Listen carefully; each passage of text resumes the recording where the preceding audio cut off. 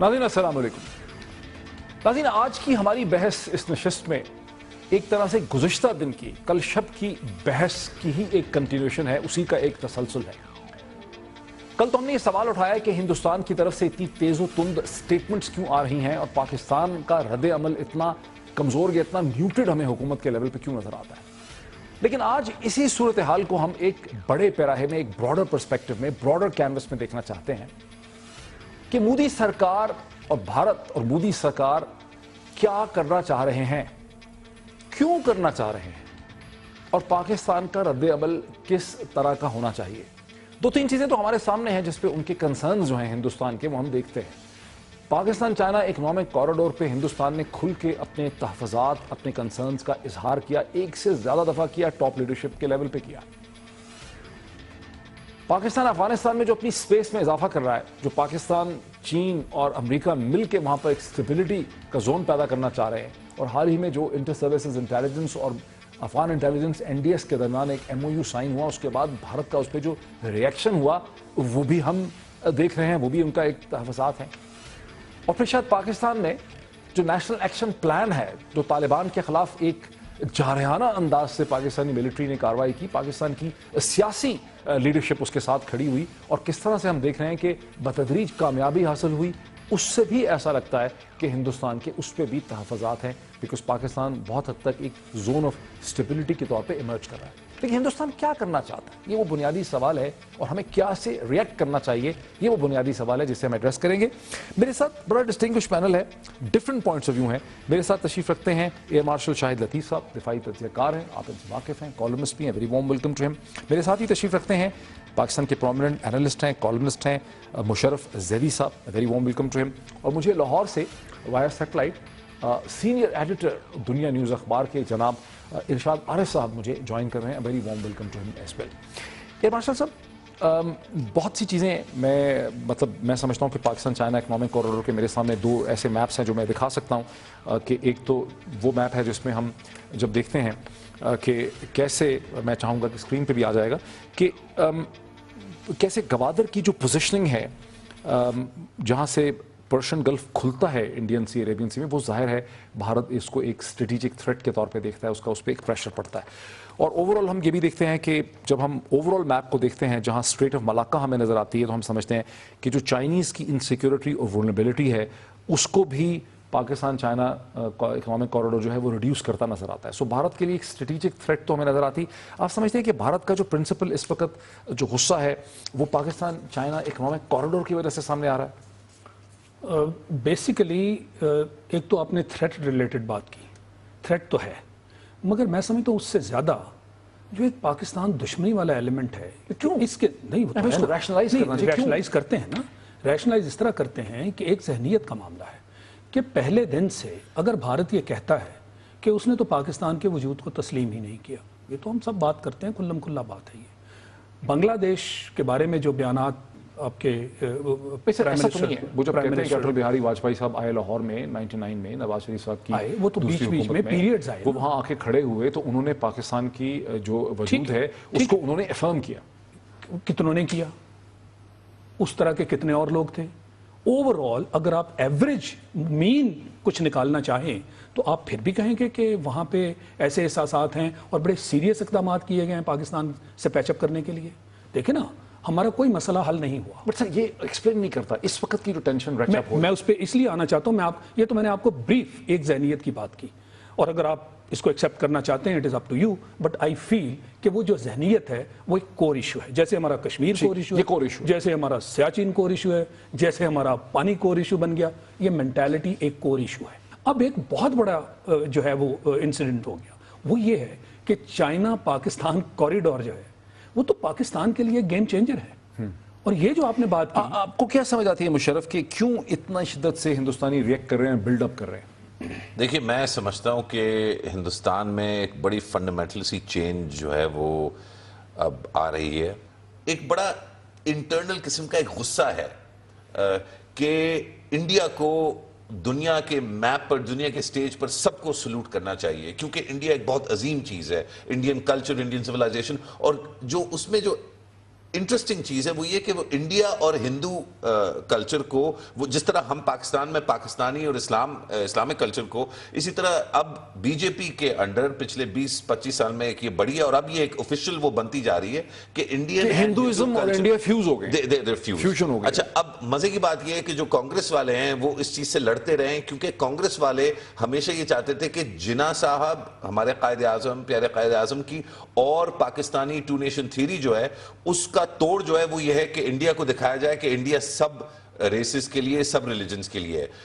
مزے کی بات یہ کہ بی جے پی جب یہ آ کے یہ کرتا ہے تو وہ جو ٹو نیشن تھیوری ہے اس کو زیادہ تقویت ملتی ہے ایک طرح سے، تو اس غصے میں وہ یہ بھی چاہتے ہیں کہ دنیا ان کو دیکھے کہ وہ بہت زیادہ ایک سفسٹیکیٹڈ ایک بہت بڑی قوم ہے، اور وہ یہ بھی چاہتے ہیں کہ پاکستان جو ہے وہ بس چپ کر جائے اور ان کی بات مان جائے۔ اور اس میں جو فنڈامنٹل ایشو ہے وہ یہ کہ حافظ سعید اور سعید الرحمان لکھوی کو دے دو اور کشمیر والے یہ مسئلہ اس پہ بات کرنا چھوڑ دو۔ ارشاد عارف صاحب آپ نے سب کو سنا، میں اس میں خود ہی لیڈنگ ایک سٹیٹمنٹ دے دوں کہ ایک تھیری سرکولیٹ کر رہی ہے ارشاد عارف صاحب جس کو جولائی تھیری کہتے ہیں، اور جولائی تھیری یہ کہتی ہے کہ جولائی میں ایران اور امریکہ کے درمیان ایک فائنل نیوکلیئر ڈیل جو ہے ہو جائے گی جس میں ایران یہ ایگری کر لے گا کہ وہ ڈی نیوکلائز ہوگا، نیوکلیئر ایشو کو پرسیو نہیں کرے گا۔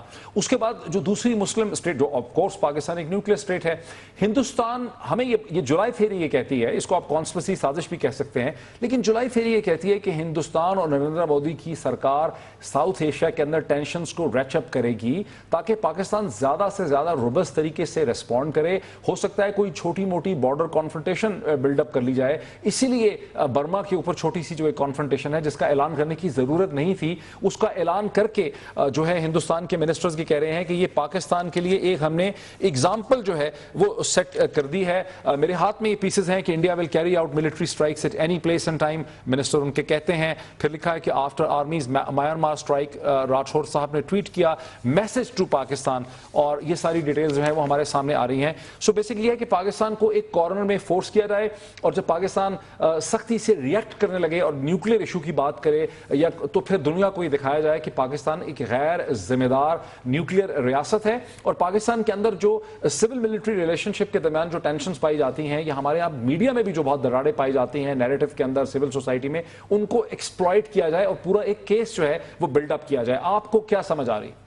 ڈاکٹر صاحب یہ بالکل قرین قیاس بات ہے۔ 2-3 عوامل ایسے ہیں جو انڈیا کو اس پر مجبور کر رہے ہیں۔ نمبر 1 تو یہ ہے کہ ہمیں نظر انداز نہیں کرنا چاہیے کہ آپریشن ضرب عضب اگر کامیابی سے ہمکنار ہوتا ہے تو پاکستان استحکام کی طرف بڑھتا ہے، اور پاکستان کے اندر جو انڈین ایسٹس ہیں وہ اگر بالکل ختم نہیں ہوں گے تو ان کے لیے سپیس بالکل محدود ہو جائے گی، اور پھر جو شرارتیں کراچی میں ہو رہی ہیں، بلوچستان میں ہو رہی ہیں، وزیرستان میں ہو رہی ہیں، ملک کے دوسرے حصوں میں ہوں گے، ان میں خاطرخواہ کمی آئے گی، اور اس کے ساتھ ہی آپ شامل کر لیں اکنامک کوریڈور کو، اس کی وجہ سے بھی پاکستان استحکام اور ترقی اور خوشحالی کی طرف بڑھ سکتا ہے جو بھارت کے لیے قابل قبول نہیں ہے۔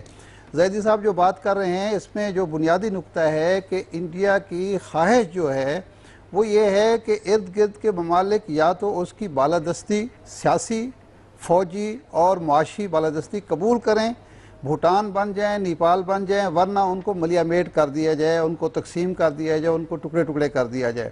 تو یہ تھیوری ہے، اور اس میں ظاہر بات ہے ہمارا جو سب سے بڑا ہے ڈیفنس جو کہنا چاہیے، قومی اتحاد کے علاوہ جو ڈیفنس ہو سکتا ہے وہ ہمارا نیوکلیئر پروگرام ہے، اور نیوکلیئر پروگرام ہی کے حوالے سے وہ ہمیں متعون ماضی میں بھی کرتا رہا ہے، اب بھی کر رہا ہے اور آئندہ بھی کر سکتا ہے، کیونکہ اگر ہمارا نیوکلیئر پروگرام موجود ہے تو پھر 1971 کی طرح کا کوئی حادثہ رونما نہیں ہو سکتا، اور یہ غم انڈیا کی قیادت کو کھائے جا رہا ہے۔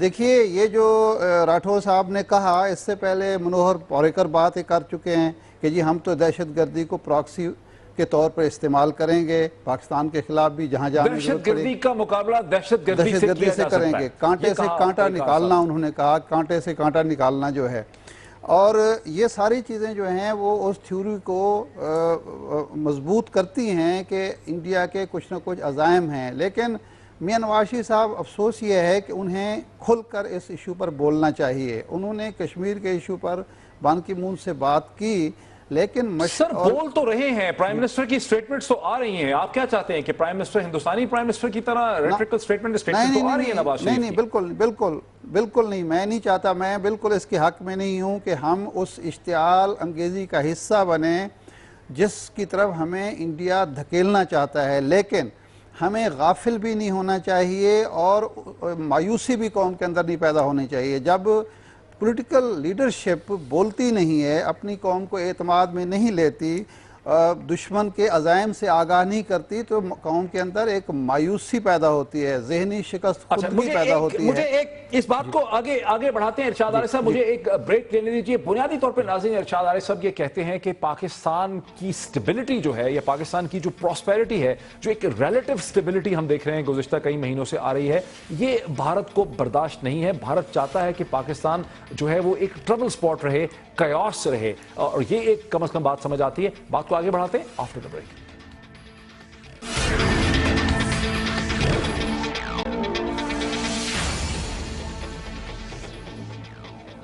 ناظرین ویلکم بیک۔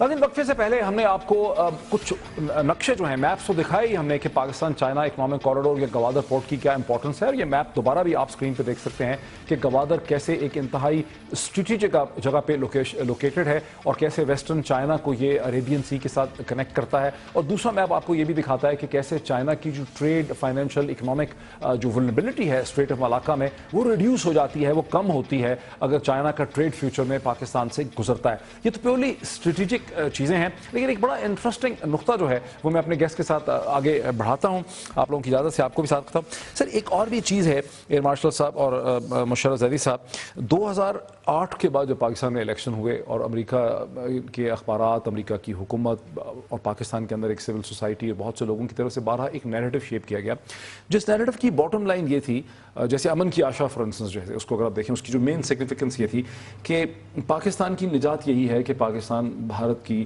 اکانومی کا ایک طرح سے حصہ بن جائے، انڈین انویسٹمنٹس ہو، انڈیا کو ایک سینٹرل ایشیا تک ٹریڈ روٹ ایکسیس ہو، پاور شیئرنگ کوریڈور ہوں، پاور گریڈ شیئر ہوں۔ اور آپ دیکھ رہے ہیں کہ 2013 تک یہ بات بڑی کامن ہوئی کہ اگر انڈیا کی انویسٹمنٹس ہو جائیں، پاور گریڈ کامن ہو، اس سے پاکستان کو بجلی ملے، اور پاکستان جو ہے وہ ایک ٹربل میکر ہے۔ مطلب یہ جو امن کی آشا کی جو بیسک انڈرپننگ میسج تھا، باقی سب چیزوں کو چھوڑ دیں، وہ یہ ہے کہ بھی امن کی آشا آ رہی ہے، ٹربل کہاں ہے؟ ٹربل پاکستان میں ہے، پاکستان کے ایٹیٹیوڈ سے ہے، پاکستان ہندوستان سے صلح نہیں کرتا۔ پاکستان چائنا میں صرف اسٹریٹ کر دوں، پھر آپ اس کی ضرور ڈائسیکشن کریں۔ پاکستان چائنا اکنامک کوریڈور ایک پیرالل الٹرنیٹ ویژن ٹیبل پہ پلیس کرتا ہے۔ وہ یہ کہتا ہے کہ پاکستان کو نیسیسریلی خالی انڈین اکانومی ہی کی ضرورت نہیں ہے، پاکستان کے پاس اکنامک آپشنز اور بھی ایگزسٹ کرتی ہیں، اور پاکستان کے پاس اور ایک یعنی معاشی ایک سروائیو کرنے کی آپشن ہے۔ یہ بھی ایک ٹربلنگ چیز ہے بہت بڑی۔ ڈاکٹر صاحب اس میں تھوڑی سی اگر آپ مائنڈ نہ کریں، میں تھوڑی سی وضاحت کر دوں، کیونکہ میں یہ سمجھتا ہوں، یہ جو امن کی آشا تو ایک ٹرم بن گئی جس کو اب ریڈیکیول کیا جاتا ہے، لیکن اس پورے دور میں ایکٹیو بھی رہا ہوں اور ہماری اس پہ ڈیبیٹ وغیرہ بھی جو ہے چلتی رہی ہے ان چیزوں پہ۔ سب سے پہلے تو میں یہ کہوں گا سر کہ امن کی آشا کا مطلب یہ نہیں تھا کہ صرف انڈیا ہی جو ہے وہ جواب ہے۔ میں سمجھتا ہوں کہ امن کی آشا چاہ یہ رہا تھا کہ ہندوستان اور پاکستان میں نارملائزیشن ہو۔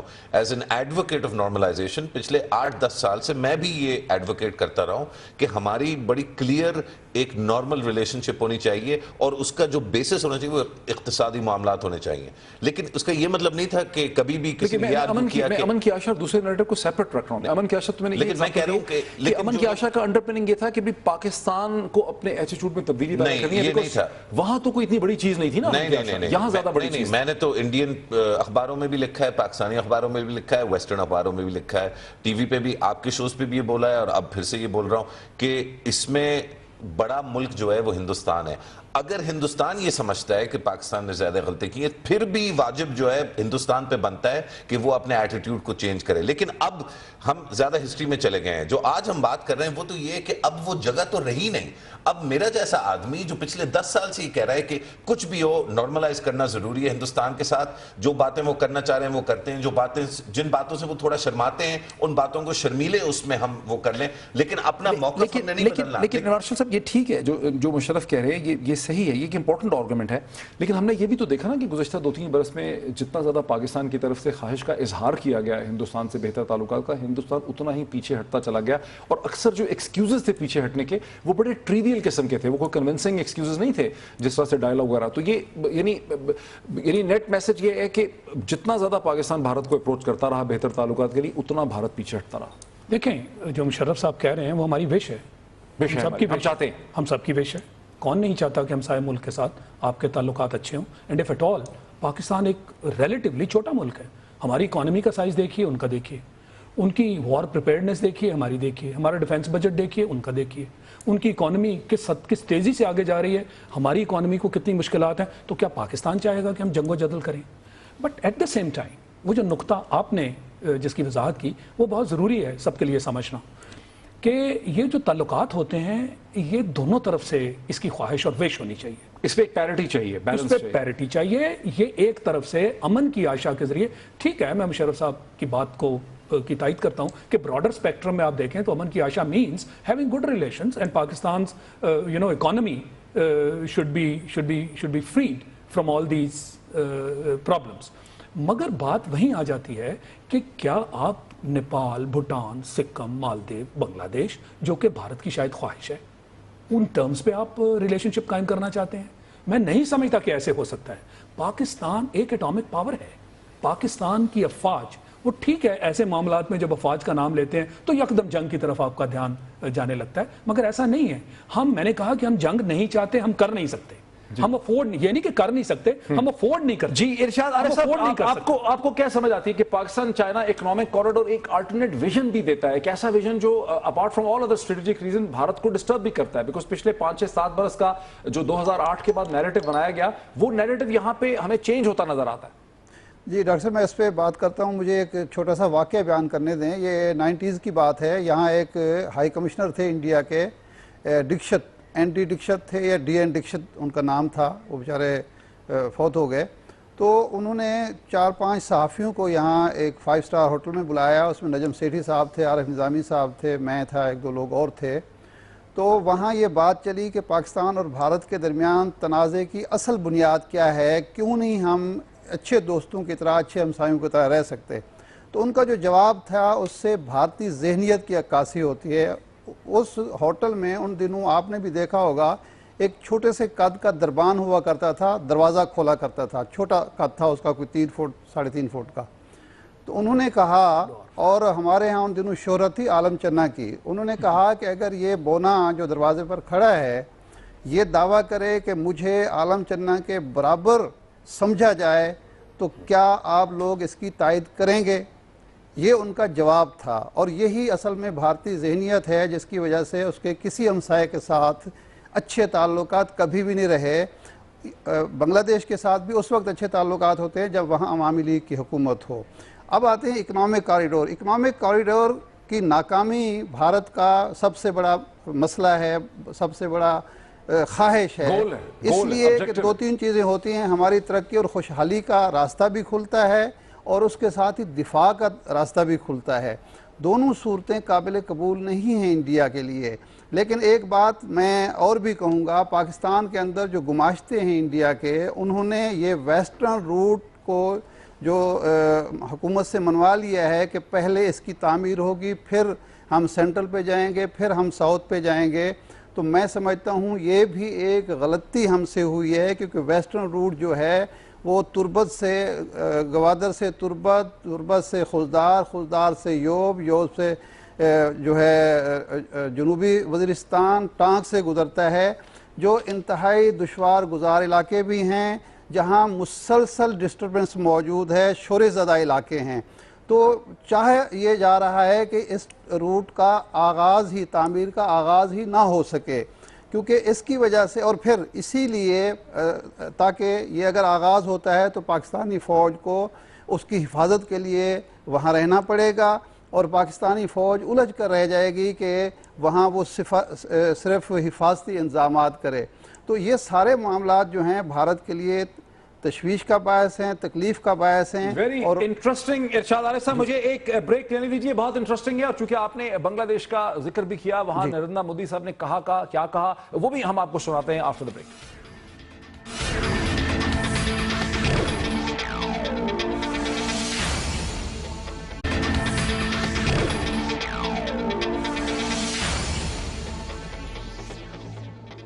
नाज़रीन वेलकम बैक। जरा सुन लेते हैं कि नरेंद्र मोदी साहब ने बांग्लादेश में क्या कहा। हमने बांग्लादेश के विकास की चिंता की, बांग्लादेश के स्वाभिमान की चिंता की। बांग्लादेश में जब मुक्ति योद्धा अपना रक्त बहा रहे थे, अपनी जवानी जान की बाजी मुक्त योद्धा लगा रहे थे, उन 71 के दिनों को याद करें, हमारी आने वाली पीढ़ी को बताएं कि हम ही तो वो लोग थे। वो एक एक मुक्ति योद्धा, आज यहां मुक्ति योद्धा यहां बैठे हैं, मैं उनको नमन करता हूं। और उनके साथ कंधे से कंधा मिला करके हिंदुस्तान की फौज ने अपना रक्त बहाया था। हिंदुस्तान की फौज ने अपना खून बहाया मुक्ति बानी के साथ। नाज़रीन, इस पे तो बहुत रद्द-ए-अमल हो भी चुका। पाकिस्तानियों का बड़ा गम और गुस्सा भी है कि ये पहली दफ़ा एक इंडियन टॉप लीडरशिप है जो तकरीबन उसने मान लिया कि हमने क्या किया बांग्लादेश की क्रिएशन में। लेकिन असल चीज़ अभी भी नहीं मानी गई है। मेरे हाथ में किताब का टाइटल है जो एक इंडियन डिप्लोमेट जो अब भारत से बरतानिया में रहते हैं, शशांका एस बैनर्जी की किताब India Mujibur Rahman Bangladesh liberation and Pakistan.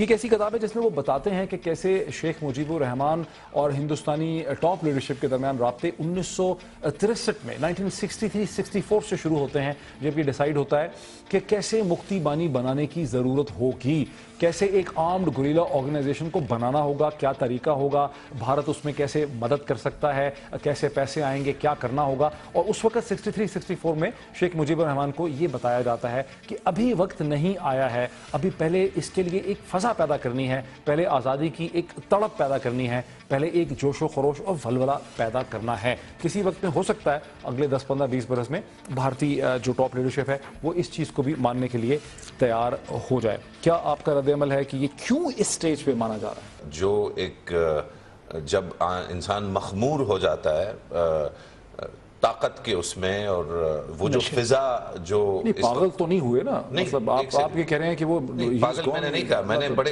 बड़े चुनाव का मैंने मतलब मुजाहिरा किया है कि मैंने जो अल्फाज इस्तेमाल किए मैं वही अल्फाज इस्तेमाल करूंगा। मैंने पागल नहीं कहा।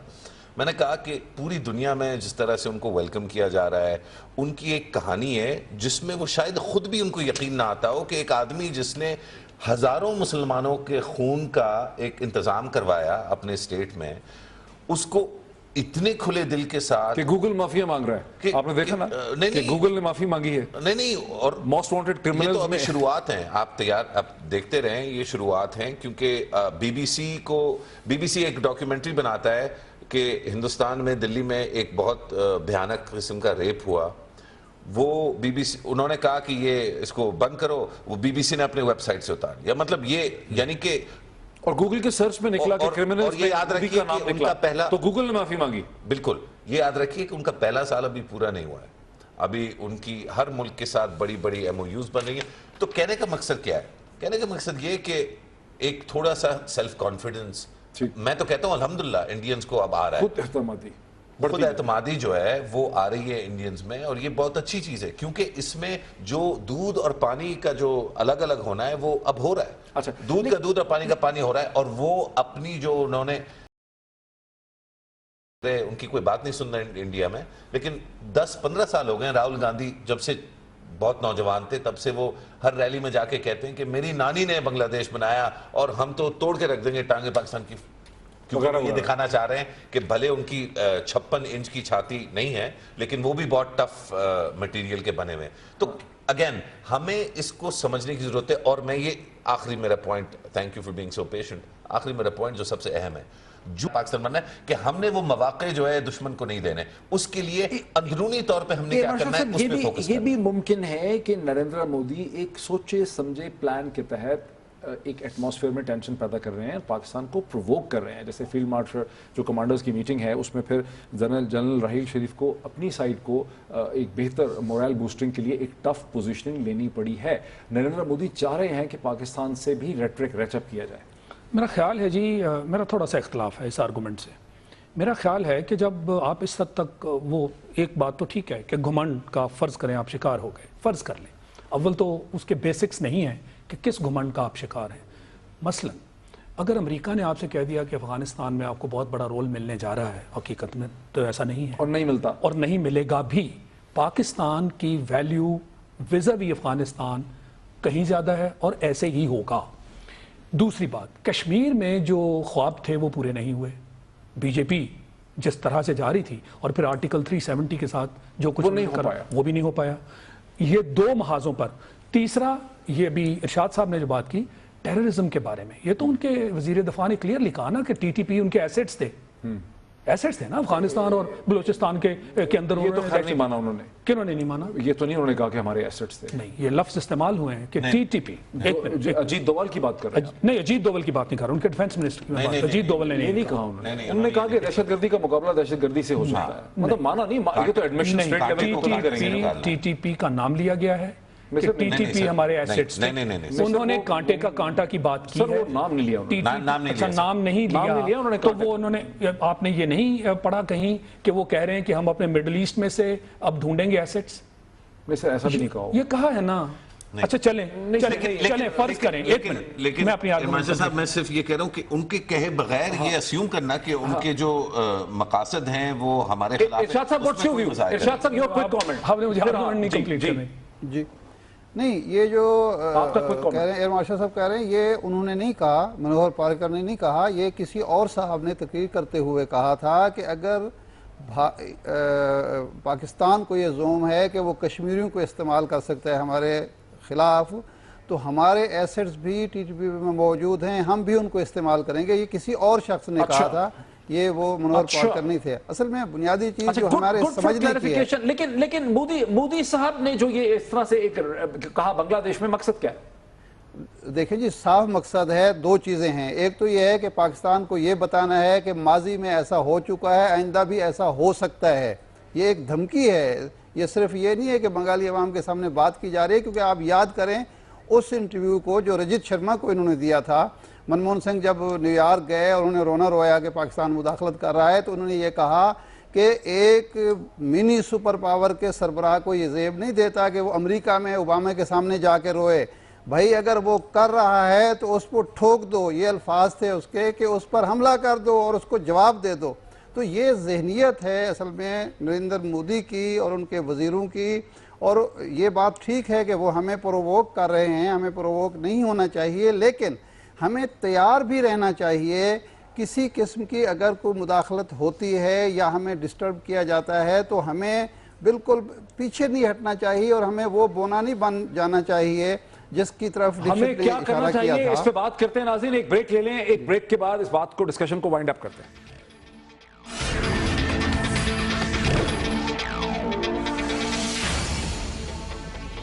ناظرین ویلکم بیک. بنیادی سوال, آخری ڈسکشن, آخری پارٹ ہے ہمارا پروگرام کا, لیکن بنیادی سوال کہ پاکستان کو کرنا کیا چاہیے وہ وہیں کھڑا ہے. جناب ایئر مارشل صاحب. جی, وہ پچھلی میری آرگومنٹ میں تھوڑی سی کمی رہ گئی تھی, میں بریفلی اس کو کنکلوڈ کرتا ہوں. میں 3-4 پوائنٹس آپ کے سامنے مینشن کر کے کنیکٹ ان کو کر کے یہ بتانا چاہ رہا تھا کہ وہاں بہت سارا فرسٹریشن ہے, بہت سارے محاذوں پہ ناکامی ہوئی ہے, جس کی وجہ سے ایک میڈنس پریویل کرنے لگ گئی ہے. اور اس میں کوئی دو رائے نہیں کہ یہ مور دین پاک چائنا کوریڈور, یہ چائنا کوریڈور بننے جا رہا ہے. ان کی ضرورت ہے نا, ویسٹ چائنا کو انہوں نے ڈیولپ کرنا ہے, اس کو روک نہیں سکتا کوئی. لہٰذا وہ ہر حربہ استعمال کر رہے ہیں کہ کسی طرح پاکستان میں. ارشاد عارف صاحب نے کہا کہ یہ ویسٹرن کوریڈوروں کو بہت گند کریں گے, بڑی انسرجنسی. نہیں, دیکھیں گند کریں گے, میری اسمپشن ہے نا گند کریں گے. اس کو ہم نے ہر صورت سے پروٹیکٹ کرنا ہے. ایک ڈویژن فورس کی آپ نے اعلان کر دیا ہے نا. اب آپ ان چیزوں سے اگر ڈرتے ہوئے اپنے انٹرسٹ کو پرسو نہیں کریں گے تو پھر آپ کیا اسٹیٹ ہیں؟ اتنی بڑی اپرچونٹی ہے ویسٹرن کو, اگر آپ وہ نہیں کرتے تو ملک کے اندر تقسیم دیکھ لیجئے کتنی تیزی سے ہوئی. انہوں نے کہا جی ویسٹرن کوریڈور آپ کو بنانا ہوگا, صوبوں کا معاملہ ہے نا. تو اندر والے معاملے کو سیکیورٹی کے ساتھ بیلنس کرتے ہوئے آپ کو یہ لے کے چلنا ہے, اور وہ ایک ڈویژن فورس ہے. اب میں اس پہ حجی کرنے پہ آ جاتا ہوں بہت بریفلی. دیکھیں کرنا یہ ہے کہ پارلیمنٹ میں اس کو ڈیبیٹ کیجئے بڑا تھارلی. یہ سارے پہلو جو ہم آپ بات کر رہے ہیں, ایکچوئل تھریٹ کو ہائی لائٹ کیجئے اور بتائیے کہ اس کی بیک گراؤنڈ کیا ہے. بتائیے کہ فرسٹریشن. پرائم منسٹر صاحب بڑے سافٹ ورڈڈ ہیں اس سارے معاملے میں. زیادہ تر جو بیانات ہیں وہ پھر سے آرمی کی طرف سے کور کمانڈر کانفرنس کے بیانیے آ رہے ہیں. را کا نام لینے میں بھی انہوں نے پہل کر. وجہ کیا ہے؟ آج کیا وجہ ہے؟ وہ میں سمجھتا ہوں کہ ہم شاید اسی فریم آف مائنڈ میں ہیں, امن کی آشا. ہم کہہ رہے ہیں جی تجارت پہلے کریے. میں نے تو شروع میں کہہ دیا, میں اس کو ایڈمٹ کرتا ہوں کہ پاکستان کے اقتصادی انٹرسٹ میں ہر وہ کام کیجئے, مگر دوسری طرف سے اس رسپانس کو میچ کرنے کی بجائے ایگریشن دکھائی جا رہی ہے. اور اب تو ڈی سٹیبلائز کرنے کے ناپاک ارادے جو ہیں پرائم منسٹر سافٹ ہے, مجھے نہیں لگتا پرائم منسٹر سافٹ ہے. یہی وہی پرائم منسٹر ہے جس نے نیوکلیئر ویپن جو ہے باوجود گلوبل پریشر کے وہ مطلب وہ کیا. دیکھیں مجھے لگتا ہے کہ پرائم منسٹر سافٹ تو نہیں ہے لیکن پرائم منسٹر تھوڑے سے وونڈڈ ضرور ہیں. ایک بہت ایموشنل وونڈڈ یعنی کہ زخمی ہیں, وہ اندر سے ان کو چوٹ لگی, ان کے دل پہ چوٹ لگی. دیکھیں وہ ہر چیز کو دل پہ لیتے ہیں. وہ جو 99 میں ہوا وہ ابھی تک بہت, اور شاید ہوگا بھی بہت بڑی پرائم منسٹر کے انٹرنل مسئلے, میرا خیال ہے پرائم منسٹر کا ایک انٹرنل مسئلہ یہ ہے کہ وہ بڑا کلیئرلی انہوں نے یہ دیکھا ہے. اور بائی دا وے سرتاج عزیز نے بھی آج بیان دیا, چودھری نثار نے بھی آج بیان دیا, تو بیانات میں کوئی, لیکن ایک طرح سے میں تو سمجھتا ہوں بڑا اچھا یہ موقع ہے, کیونکہ اگر پرائم منسٹر اسی طرح جارحانہ قسم کے بیانات دینا شروع کر دیں یا اپنے منسٹر جیسے عابد شیر علی کو یہ مطلب گرین لائٹ دے دینا کتنا آسان ہے نا. ایک ایس ایم ایس جائے گا پرائم منسٹر ہاؤس سے اور عابد شیر علی سے لے کے اپنا طلال چودھری, مطلب بہت سارے ہمارے ساتھی ہمارے لیڈر ہیں, ہمارے تعلقات خراب کر دیں. چلیں نہیں تعلقات خراب نہیں کہ آپ جواب دیں نا, جوابی حملہ دینا اتنا مسئلہ نہیں ہے. آپ اور بہت سے لوگ ہیں جن کو انلیش کیا جا سکتا ہے وربلی ریٹورکلی, لیکن یہ جو خمار ہے یہ تو جہاں ہے ادھر ہی رہنے دینا, ہم اس میں کیوں پڑتے ہیں. پرائم منسٹر کو یہ ضرور ہے کہ پارلیمنٹ کو استعمال کرتے ہوئے ایک بڑا کمپریہنسو, بڑا سوچ سمجھ کے حکمت عملی جو ہے وہ لیڈرشپ کو تیار کرنی پڑے گی. ارشاد عارف صاحب کیا کریں پرائم منسٹر؟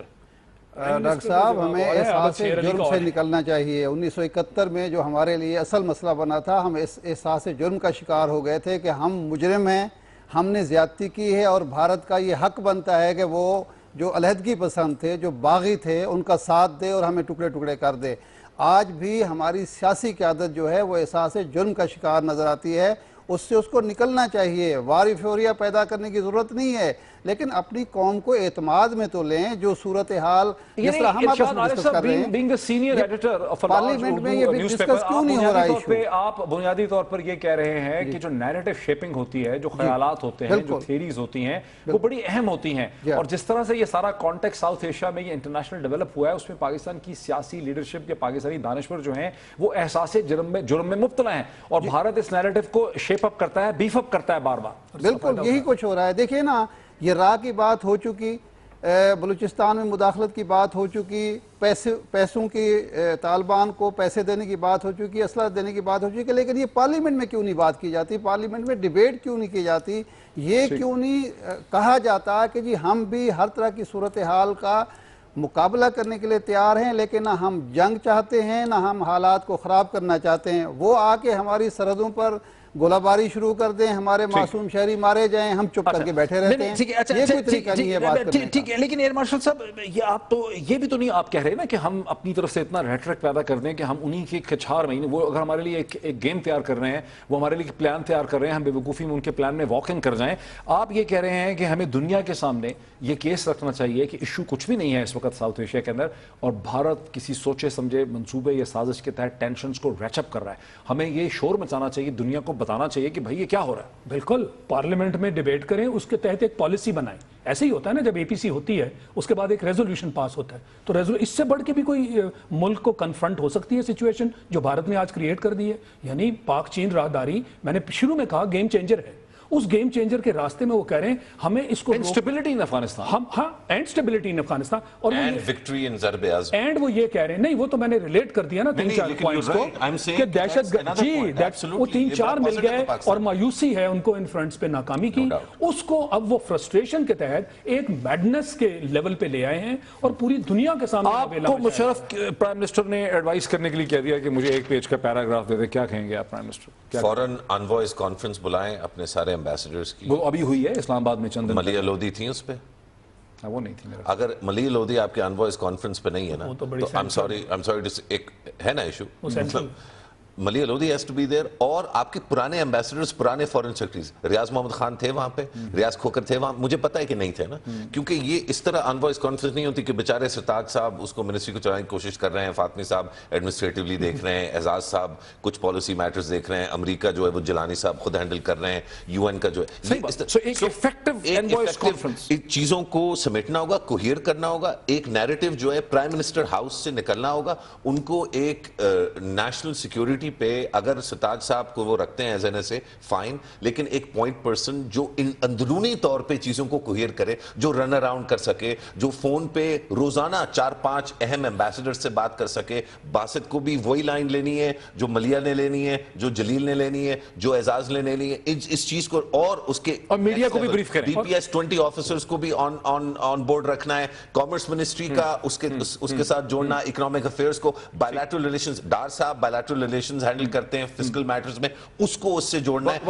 بالکل کوہیرنٹ آپ نے نیریٹو کریٹ کرنا ہے, اور only the Prime Minister can do it. اور یہ سب کچھ پارلیمنٹ کی ریزولوشن سے نکلے گا, تھرو ہی ہو پائے گا. جی وقت ہمارا بالکل کوئکلی کیجئے.